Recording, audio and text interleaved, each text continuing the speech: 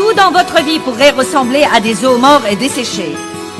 Et si vous commencez à prophétiser la parole de Dieu sur ces eaux, il y aura de la puissance dans votre bouche.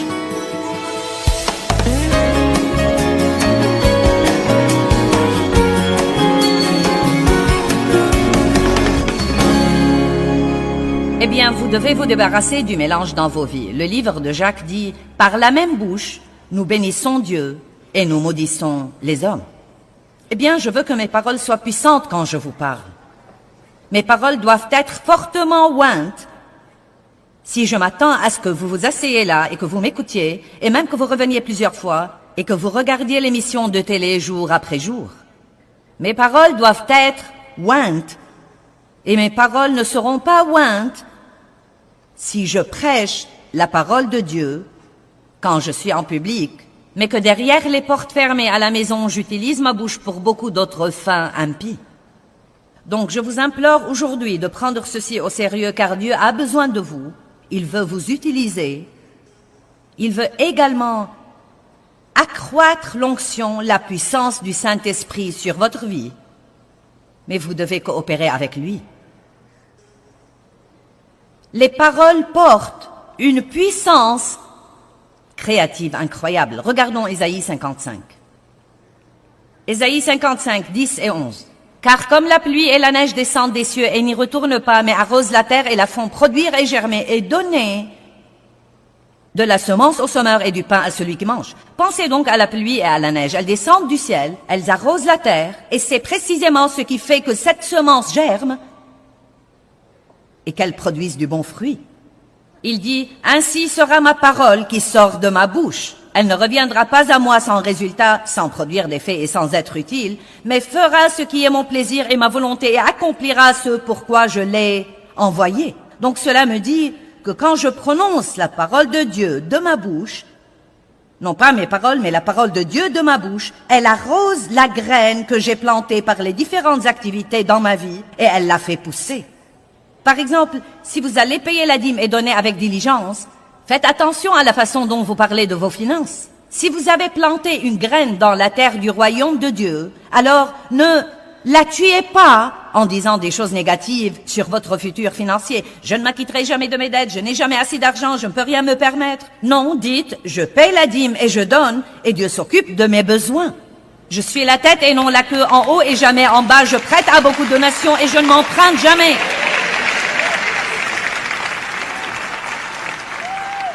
Vous pouvez croire que c'est impossible si c'est ce que vous voulez croire, mais je sais que c'est possible. J'ai ici une liste de confessions que j'ai faites en 1977 avant d'avoir jamais entendu quelqu'un prêcher ceci. J'étais une personne très négative et Dieu m'a dit d'arrêter d'être négative. Et 6 mois plus tard, j'ai dit, j'ai arrêté d'être négative, mais rien n'a changé. Et il m'a dit, tu n'as pas encore commencé à dire des choses positives. Il ne suffit pas de se taire, vous devez dire ce qu'il faut. Amen. Donc, personne ne m'a jamais enseigné ceci. Je n'ai jamais lu un livre là-dessus et Dieu m'a fait faire une liste de confessions. J'appuyais tout ce que j'allais dire sur des versets de la Bible et je commençais à le confesser à haute voix 2 fois par jour. Une des choses que j'ai commencé à dire à l'époque était « Je suis la tête et non la queue, en haut et jamais en bas, je prête à beaucoup de nations et je ne m'emprunte jamais. » C'est dans Deutéronome 28. Et chose étonnante, chose étonnante, chose étonnante, chose étonnante, Dieu nous a donné ce ministère mondial où nous prêchons aux 2/3 du monde par la télé, avec des travaux sociaux dans le monde entier, des bureaux dans 18 pays différents, sans jamais avoir payé un seul sou d'intérêt. Tout ce que nous avons acheté, nous l'avons en fait payé au comptant.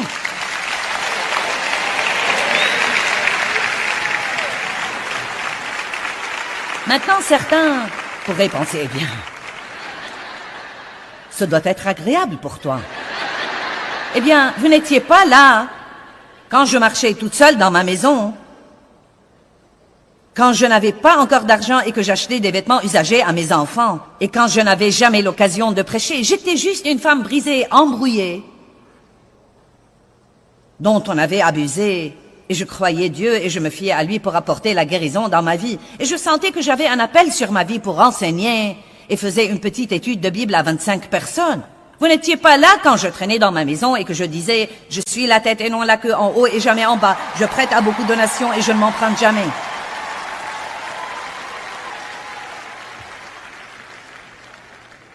Je ne peux même pas imaginer l'argent que nous avons investi dans le travail du royaume. Par Dieu qui nous a donné la sagesse d'épargner et d'opérer de cette façon. Et je ne dis pas que c'est faux de le faire d'une autre façon. Je vous dis que je crois que c'est le fruit de toutes ces années de confesser ce verset.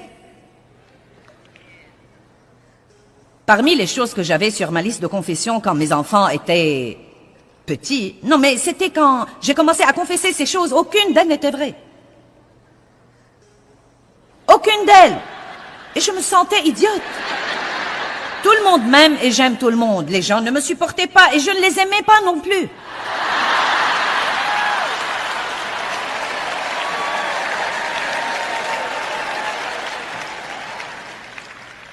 Voilà, celle-ci était bonne. Mon fils David, qui est mon aîné, a une douce personnalité et il n'est pas rebelle.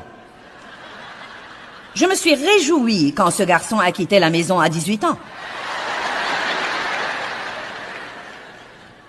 Eh bien, maintenant, c'est lui qui est en Afrique en ce moment pour établir nos travaux sociaux de proximité. Il dirige le programme mondial des missions. Vous devez faire attention à ce que vous dites à propos de vos enfants. Oh, tu n'arriveras jamais à rien, tu ne sais rien faire comme il faut. Arrêtez ça, arrêtez ça, arrêtez ça, arrêtez ça. Ne regardez jamais un de vos enfants pour lui dire « Tu es un mauvais garçon ». Dites plutôt « Ce que tu as fait était mauvais, mais tu es bon ». Tu es vraiment bon, tu es plein de bonnes choses. Dites à vos enfants, vous pouvez tout faire par Christ qui vous fortifie. Apprenez-leur qu'ils ne devraient pas se comparer aux autres, quoi qu'il arrive, qu'ils ne sont pas comme tout le monde et qu'ils ont des capacités de Dieu. Apprenez-leur des choses que vos parents ne savaient peut-être pas vous enseigner. Ma fille Laura était ici hier soir. Ma fille Laura opère dans la sainte sagesse et la discipline et elle est pleine d'énergie. Elle était la fille la plus paresseuse, la plus débraillée. Non mais je me querellais tout le temps avec elle à cause du désordre qu'elle mettait un peu partout à la maison. Maintenant, elle aide à s'occuper de moi. Commencez à dire de bonnes choses à propos de vos enfants, même quand ceci ne s'est pas encore matérialisé. Vous pouvez appeler les choses qui n'existent pas comme si elles existaient. Nous servons un Dieu qui parle des choses qui n'existent pas comme si elles existaient.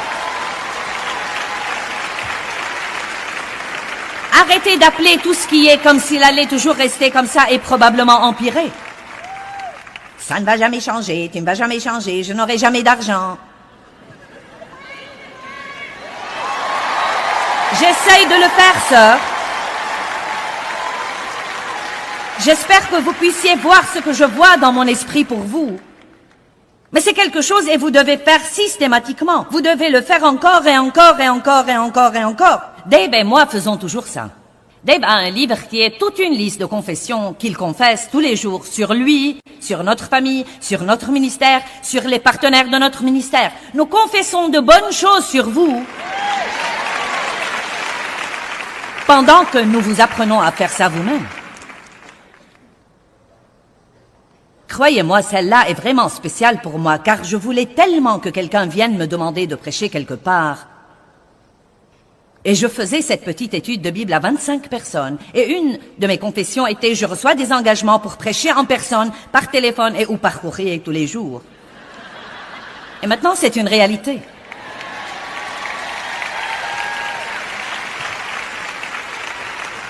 Et celle-là était vraiment bonne. Je suis une femme obéissante et sans aucune rébellion. Dave était vraiment content quand j'ai commencé à confesser ça. Oh mince alors, j'avais une bouche qui ne renonce jamais.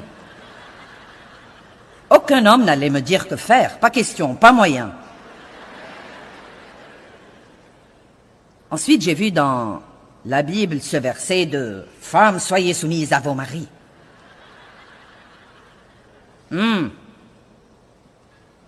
J'y suis finalement arrivée, mais ça a pris quelque temps.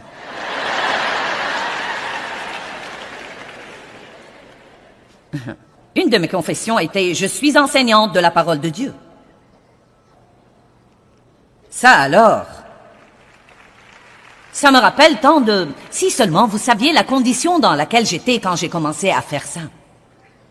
Si seulement vous pouviez comprendre ce que la parole de Dieu a fait dans ma vie. C'est pourquoi je prêche la parole avec une telle ferveur. Je sais qu'il y a une puissance inhérente à la parole de Dieu pour changer votre vie. Si vous vivez d'après cette parole, si vous l'aimez, si vous la prononcez, si vous la confessez, si vous la méditez, et si vous en faites la chose principale dans votre vie. Une des choses que j'avais dites était, tous mes enfants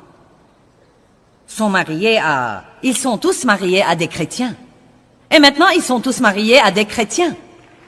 Le Seigneur soit loué, la parole travaille. Ma parole qui sort de ma bouche ne reviendra pas sans résultat, mais elle accomplira ce pourquoi je l'ai envoyée. Je me le dis chaque fois que je sors prêcher une série de messages. Je crois que la parole que je dis accomplira quelque chose dans vos vies. Je plante la parole dans la terre de vos cœurs et je suis sûre qu'elle ne reviendra pas sans résultat.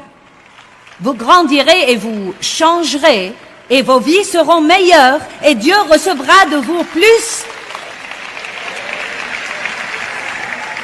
de gloire. Prophétisez sur votre futur. Il y a beaucoup de versets étonnants. Ésaïe 46, verset 10. Dès le commencement, j'annonce la fin. Ésaïe 42, verset 9. Les premières choses se sont accomplies et je vous en annonce de nouvelles avant qu'elles arrivent. Tout ce que vous voulez voir arriver, vous devez commencer à en parler comme s'il était déjà fait. C'est pourquoi je dis de façon régulière, Dieu travaille dans ma vie. Peut-être que je ne vois pas ça, mais Dieu travaille. Dieu travaille dans mes enfants. Dieu travaille dans la personne à qui je suis mariée. Dieu travaille dans mes finances. Dieu travaille. Et je crois que chaque fois que vous dites ça, peut-être que Dieu nous assigne un autre ange pour faire un peu plus de travail. La Bible dit que les anges prêtent l'oreille à la parole de Dieu. Il y a des anges qui nous sont assignés pour nous aider dans notre vie. Des anges gardiens, des anges qui nous aident, des anges qui nous assistent, des anges qui nous protègent, mais ils ne prêtent pas l'oreille aux plaintes. Allez, vos anges sont si ennuyés, ils ne savent quoi faire, faites-les travailler. Dites, les anges, il est temps de se lever, nous allons travailler. Je suis la tête et non la queue, en haut et jamais en bas. Je prête à beaucoup de nations et je ne m'emprunte jamais. Je suis une bénédiction partout où que j'aille. Dieu répond à tous mes besoins selon sa richesse en gloire par le Christ. Je marche dans le fruit de l'esprit, l'amour, la joie, la paix, la patience, la bonté, la bienveillance. Et ainsi de suite. Ézéchiel 37. Il y a un petit feu qui s'allume dans vos entrailles en ce moment, je le sais.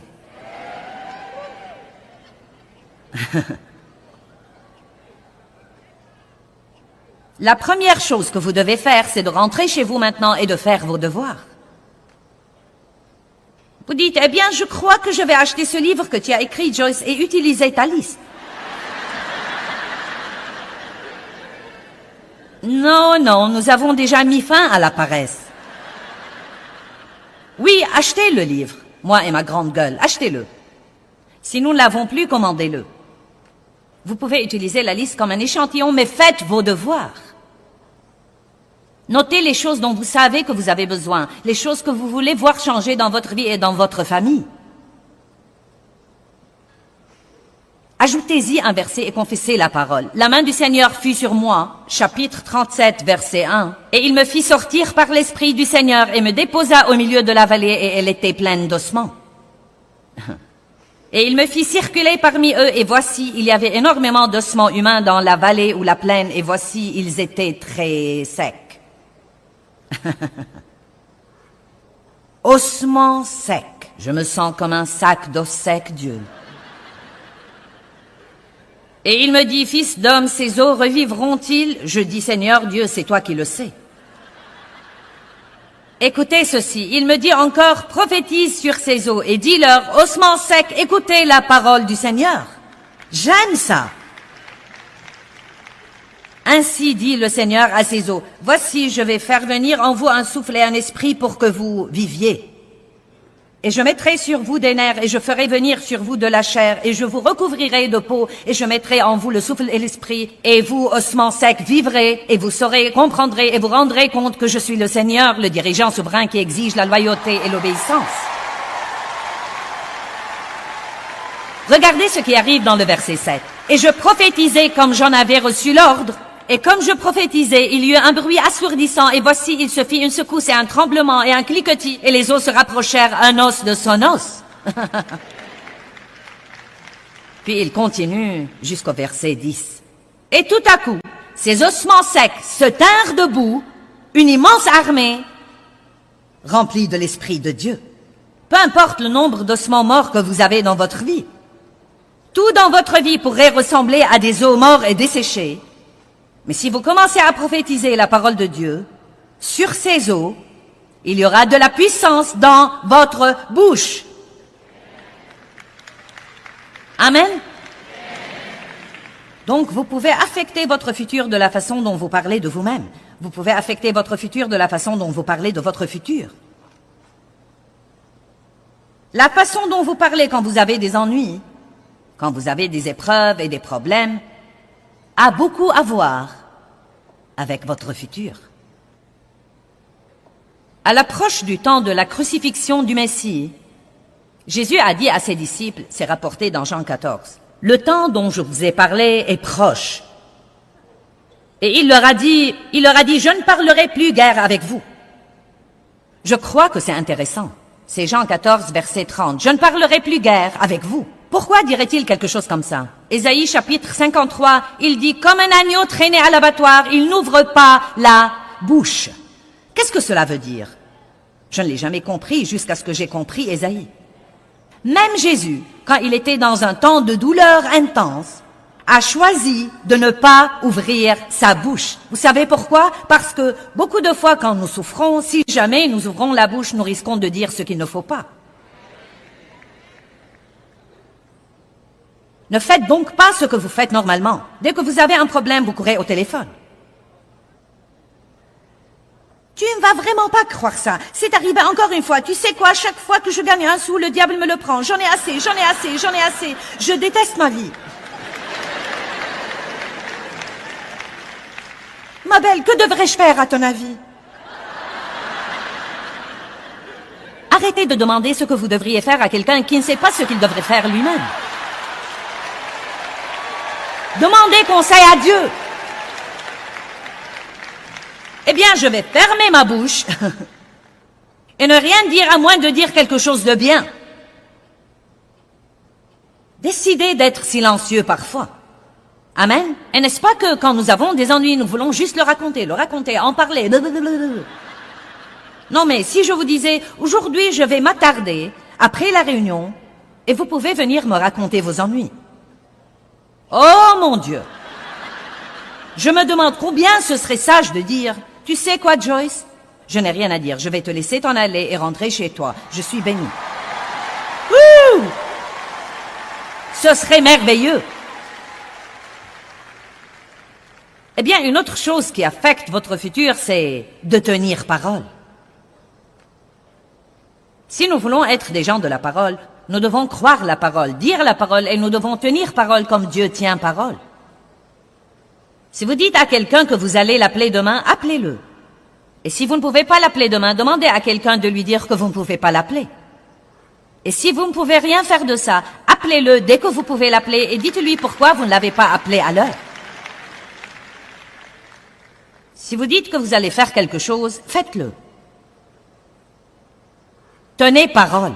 Tenez vos engagements.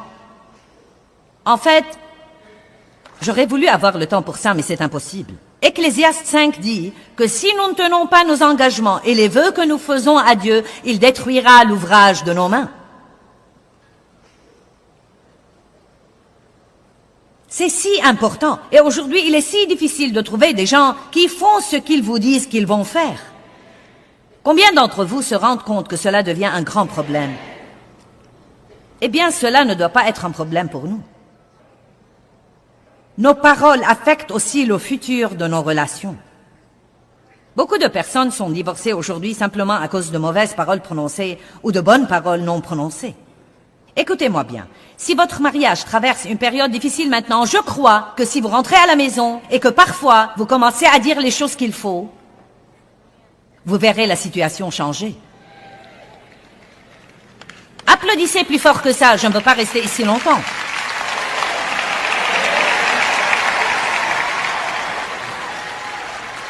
Eh bien, Dieu soit béni, il ne me dit jamais rien de bien, je ne lui dis rien de bien. Oh, allez, ne dites pas de bêtises. Vous êtes censé être la personne spirituellement mûre qui a la parole. Devinez quoi? Celui qui est le plus spirituel fait ce qu'il faut le premier. Amen. Ravalez votre fierté. Commencez à trouver des choses positives à dire. Quand il n'y a que vous à la maison, marchez dans votre maison et dites « Je bénis cette maison au nom de Jésus-Christ ». Je donne un coup de pied aux démons des querelles. Nous n'allons plus avoir de conflits et de querelles et de disputes dans cette maison. C'est une maison de paix. Continuez à faire ça. Ne laissez pas le diable vous voler votre famille. Ne laissez pas le diable vous voler votre mariage. Ne le laissez pas vous voler vos enfants et la connaissance de qui vous êtes en Christ. Ne le laissez pas vous voler votre futur en jetant de mauvaises pensées dans votre cerveau pour que vous ouvriez votre bouche et les débitiez aux autres. Amen.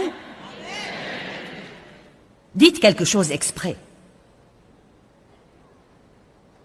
Regardons 2 Timothée 2. 2 Timothée chapitre 2, verset 23. Mais repousse, ferme ta pensée contre, et je vais ajouter, ferme ta bouche contre. N'aie rien à faire avec les controverses vaines, mal informées, peu édifiantes, stupides sur des questions d'ignorants, car tu sais qu'elles font naître des conflits et engendrent des querelles. Ça me surprend de repenser aux choses à propos desquelles nous nous disputions, Dave et moi. Non mais les trucs les plus stupides. Quel acteur est passé à la télé? Vous avez écouté mes histoires. Dave croyait que tout le monde était Henry Fonda et cela m'exaspérait. Ce n'est pas Henry Fonda. Certains ne savent pas qui est Henry Fonda, mais vous comprenez. Ou quand je lui donne des indications, dire à un homme quel chemin emprunter pour aller quelque part est complètement inutile. Non mais c'est comme... Non mais je disais... Eh bien, où vas-tu? Nous sommes censés aller à la quincaillerie. Je vais à la quincaillerie. Non, tu n'y vas pas. Comment tu t'attends à y arriver par là? Allez, mesdames, apprenez ça. J'ai finalement arrêté ça et je suis toujours mariée. Je suis mariée depuis 45 ans. Amen. Et vous savez quoi? Je ne peux même pas me rappeler la dernière fois où je me suis querellée avec Dave. Et si vous saviez d'où je suis venue, vous vous lèveriez et vous crierez « C'est un miracle !»